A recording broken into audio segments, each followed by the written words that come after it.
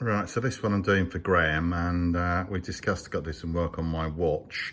First one I'm going to try, this is for a bit of fun, I'm going to try changing the bracelet on the GMT Master, and I'm going to change to this parachute strap one that I've got, which I'll pop that on, see how I get on with it. So as I don't have all of the correct equipment to hand, I've improvised with a tea towel today to protect the watch, and the first thing to do is to remove the existing strap, which should be relatively easy to do with the tools that I have to hand. A little incision in there should be able to get me out. That's it, that's one side off.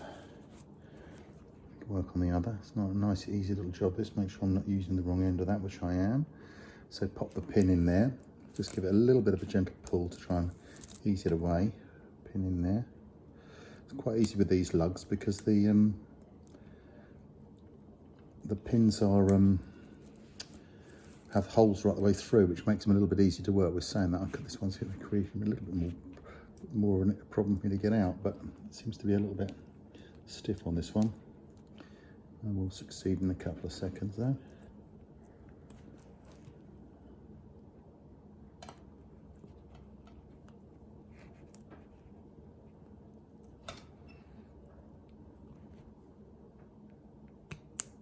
That's got out of there.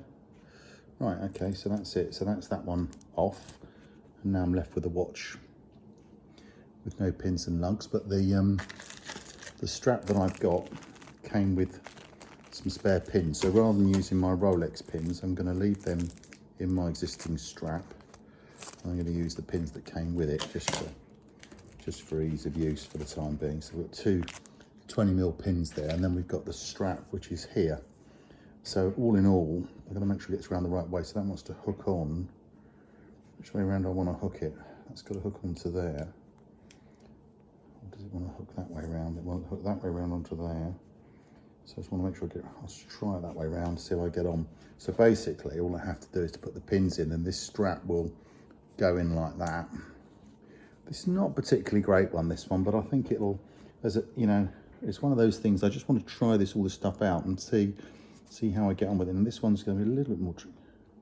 And that's weird. That pin is not going to do the job. It doesn't fit on those lugs. It's too small. I'm probably have to use the Rolex ones, which are in here. I think hopefully they'll just pop out of that.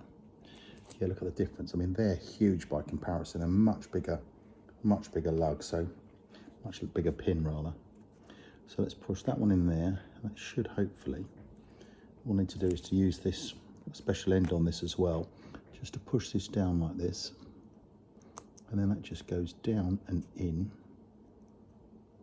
Find the pin location. One end's in, that's both ends are in, that's got that one in. And then the other one, I'll just take out the other end of the existing strap. Yeah, it's a much more robust pin, this. It's a much better way of doing it than using the cheap Chinese one. Especially as you don't really want them coming off, do you, with your nice Rolex. Now let's have a look. It's a bit of a butterfinger moment going on here. I've got this a bit stuck now. That's better. Right, so that's ready. So all I've got to do is to push this gently back here. Imagine that's it. Get that into there. Let's come out again. It's a little bit of a.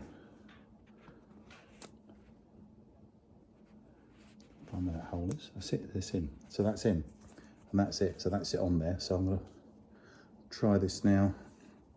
Try it on my wrist and see how we get on with it. So not sure either how much I like it, but I thought I'd just give it a go anyway. That's on.